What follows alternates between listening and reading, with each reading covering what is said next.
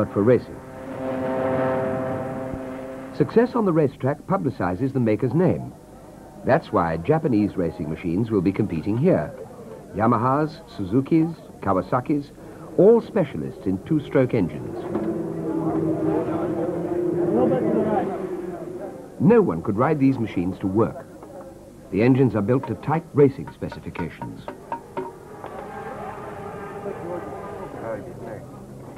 As important as the machine's power, the rider's skill. And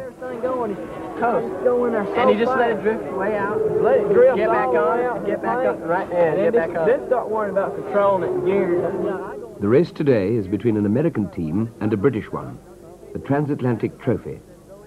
Barry Sheene's bike, number 7, is a Suzuki.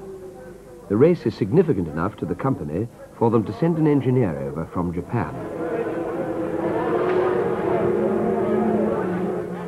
The riders are all professionals. Barry Sheene, in the British team, will be the focus of the crowd's attention. 9 competitors for the American team. Rules set by the racing authorities govern the machines. For this race, a maximum of 750 cc's and 6 gears. Will not score a point. They're under orders, away they go, this way. It's in the last 10 years or so that the big two-strokes have come to reign over the racetrack.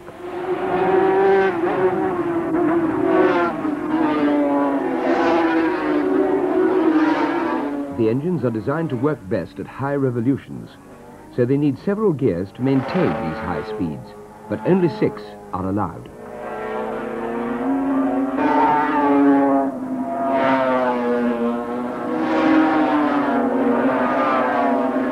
Engines are liquid-cooled to withstand the intense heat of racing speeds.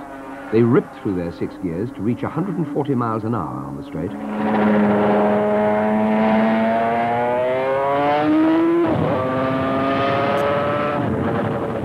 It's a dance with death, like a bullfight, and the crowd knows it.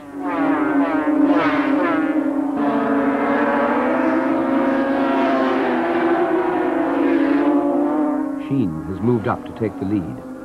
Races like these are one of the evolutionary pressures ensuring that the fastest survive. Racing victories are superb publicity. In a world of competition, it's bad business not to compete and good business to win.